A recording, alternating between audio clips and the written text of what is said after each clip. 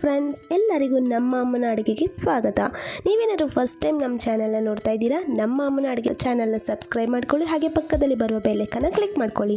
ಇವತ್ತು ನಾನು ಮಾಡ್ತಾ ಇರುವಂಥ ರೆಸಿಪಿ ಒಂದು ಲೇಸ್ ಇದ್ದ ಒಂದು ಸೂಪರ್ ಆಗಿರುವಂಥ ಚಾಟ್ ಮಾಡ್ತಾ ಇದ್ದೀನಿ. ಅದೇ ಲೇಸ್ ಚಿಪ್ಸ್ ಚಾಟ್ ಅಂತ. ತುಂಬಾ ಚೆನ್ನಾಗಿರುತ್ತೆ ಫ್ರೆಂಡ್ಸ್. ಈವ್ನಿಂಗ್ ಟೈಮ್ ಅಂತೂ ಹೇಳೋದೇ ಬೇಡ, ಸಖತ್ತಾಗಿರುತ್ತೆ ಮಾಡ್ಕೊಂಡು ತಿಂದರೆ. ಇವಾಗ ಲೇಸ್ ಚಾಟ್ ಮಾಡೋದಕ್ಕೆ ಬೇಕಾಗಿರುವ ಇಂಗ್ರೀಡಿಯೆಂಟ್ಸ್ ಇಲ್ಲಿ ನಾನು 2 ಪ್ಯಾಕೆಟು ಲೇಸ್ ತೊಗೊಂಡಿದ್ದೀನಿ. ಅಂದರೆ ಇದರಲ್ಲಿ ಅರ್ಧ ನಾನು ಯೂಸ್ ಮಾಡ್ತೀನಿ. ಇದರಲ್ಲಿ 2 ಫ್ಲೇವರ್ ತೊಗೊಂಡಿರೋದು. ಮತ್ತು ಈ ಒಂದು ಈರುಳ್ಳಿನ ಇದ್ರೆ ಚಿಕ್ಕದಾಗಿ ಕಟ್ ಮಾಡಿ ಇಟ್ಕೊಂಡಿದ್ದೀನಿ, ಒಂದು ಟೊಮೆಟೊನ ಇದ್ರೆ ಕಟ್ ಮಾಡಿ ಇಟ್ಕೊಂಡಿದ್ದೀನಿ, ಕ್ಯಾರೆಟ್ ಒಂದನ್ನ ಇದ್ರೆ ಸ್ಕ್ರೇಪ್ ಮಾಡಿ ಇಟ್ಕೊಂಡಿದ್ದೀನಿ.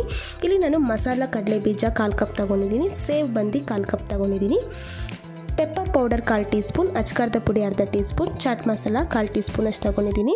ಇಲ್ಲಿ ನಾನು ಬ್ಲ್ಯಾಕ್ ಸಾಲ್ಟ್ ಒಂದು ಸ್ವಲ್ಪ ಬೇಕಾಗುತ್ತೆ, ಚಿಟಿಕೆಯಷ್ಟಿದ್ರೆ ಸಾಕು. ಮತ್ತು ಕೊತ್ತಂಬರಿ ಸೊಪ್ಪು 2 ಟೇಬಲ್ ಸ್ಪೂನ್, ಅರ್ಧ ನಿಂಬೆಹಣ್ಣೆ ಥರ ರಸ ತೆಗೆದು ಇಟ್ಕೊಂಡಿದ್ದೀನಿ. ಇವಾಗ ನಾನು ಒಂದು ಬೌಲ್ ತೊಗೊಂಡಿದ್ದೀನಿ. ಇವಾಗ ಈ ಬೌಲ್ಗೆ ನಾನು ಲೇಸ್ನ ಹಾಕ್ಕೊತಾ ಇದ್ದೀನಿ. ನಾನಿಲ್ಲಿ 1 ಪ್ಯಾಕೆಟ್ ಲೇಸ್ನ ಯೂಸ್ ಮಾಡೋ ಥರ ತೊಗೊಂಡಿರೋದು. ಇಲ್ಲಿ ನಾನು 1 ಪ್ಯಾಕೆಟ್ ಲೇಸಲ್ಲಿ ಅರ್ಧ ತೊಗೊತೀನಿ, ಯಾಕಂದರೆ ಒಂದು ಡಿಫ್ರೆಂಟಾಗಿರುತ್ತೆ ಟೇಸ್ಟು. ನೋಡಿ, ಇವಾಗ ಇದರಲ್ಲೂ ಕೂಡ ನಾನು ಅರ್ಧನ ಎತ್ಕೊತಾ ಇದ್ದೀನಿ.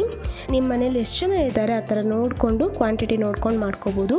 ನಾನಿಲ್ಲಿ ಮಾಡ್ತಾ ಇರೋದು ಕರೆಕ್ಟಾಗಿ 1 ಪ್ಯಾಕೆಟ್ ಲೆಕ್ಕ ಬರುತ್ತೆ. ಇದು ಅರ್ಧ ತೊಗೊಂಡಿರೋದಲ್ವ, ಒಂದು 3ರಿಂದ 4 ಜನ ತಿನ್ಬೋದು, ಆ ಥರ ಮಾಡ್ತಾಯಿದ್ದೀನಿ ನಾನು. ಇವಾಗ ನೋಡಿ, ಇದನ್ನು ಈ ಥರ ಸ್ಮಾಲ್ ಪೀಸಸ್ ಆಗಿ ಈ ಥರ ಕೈಯಲ್ಲೇ ಥರ ನಾನು ಮುರಿದು ಹಾಕ್ಕೊಂಡಿದ್ದೀನಿ.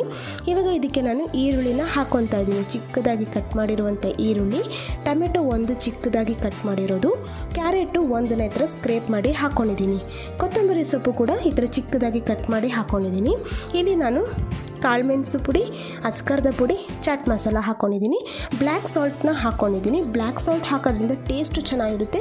ನೀವಿಲ್ಲಾಂದರೆ ಮಾಮೂಲಿ ಉಪ್ಪು, ರುಚಿಗೆ ತಕ್ಕಷ್ಟು ಉಪ್ಪನ್ನು ಹಾಕ್ಕೋಬೋದು. ಇವಾಗ ಮಸಾಲೆ ಕಡಲೆ ಬೀಜ, ಸೇವ್ ಹಾಕ್ಕೊಂಡು ಲಾಸ್ಟಿಗೆ ನಿಂಬೆ ರಸನ ಹಾಕ್ಕೊಂಡಿದ್ದೀನಿ.